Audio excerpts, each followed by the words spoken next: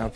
Donc vous pouvez faire une fente en mettant le pied à l'intérieur. Vous vous mettez vraiment sur la partie avant, comme ça. Une scène de vente devenue si courante en cette saison d'hiver. Le rayon ski de rando du magasin n'a jamais été aussi étendu. L'activité a explosé cet hiver. Autres gagnants, le ski de fond, les raquettes, le trekking. Normalement, le ski alpin prend une très très grosse partie du rayon, donc il est de l'autre côté là-bas. Le rayon randonnée, ski de randonnée, à la base est beaucoup plus petit que ça et en fait on l'a agrandi on l'a fait x2 quoi. donc ouais, on l'a vraiment agrandi pour pouvoir d'une part être un petit peu plus espacé pour faire essayer les chaussures aux clients et puis faire face à la demande. Côté ski alpin, les promos sont nombreuses et les équipes dans les 6 magasins du groupe et de la logistique se sont adaptées. 2/3 du chiffre d'affaires sont réalisés en ligne, la moitié à l'export, la moitié en France. La logistique, ça n'a pas changé grand-chose, mis à part pour l'établi Skiman, pour la personnalisation de ski, où c'est vrai que beaucoup, on n'a pas eu les mêmes typologies de ski qui venaient chez les Skiman. Donc là, ouais, il a fallu s'adapter par rapport au volume qu'on allait prendre, ou de la randonnée, le temps d'exécution est beaucoup plus long que sur un ski de piste classique.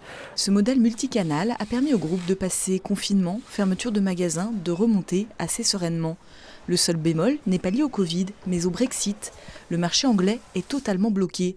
Mais les autres pays européens, comme l'Espagne, l'Italie, la Belgique, progressent. La baisse sur le ski alpin n'est pas si importante que ça, elle est d'à peu près 30%. Elle a atteint les 60% de baisse quand on a vraiment compris que les stations n'allaient pas ouvrir.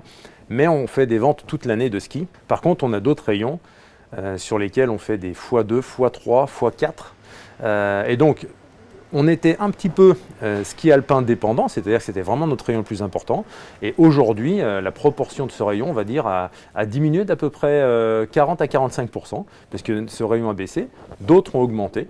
Donc aujourd'hui, on a un équilibre dans notre chiffre d'affaires qui est plus intéressant. Le projet majeur, c'est de continuer tout simplement notre stratégie, c'est-à-dire ouvrir des magasins dans les agglos sur lesquels il y a besoin de notre présence, continuer à gagner des parts de marché sur Internet et après commencer à aller chercher des nouveaux rayons. Des sports qu'on ne travaille pas, des sports d'eau, des sports de vent, etc. Notamment cet été, on va lancer un rayon vélo. Le distributeur déjà bien présent en Savoie, à Grenoble et Gap vient de s'installer à Lyon. Un 7e magasin ouvrira dans les prochaines semaines à Annemasse. Avec une croissance de 25% et l'embauche d'une quarantaine de personnes en 2021, le groupe savoyard avance confiant vers l'avenir.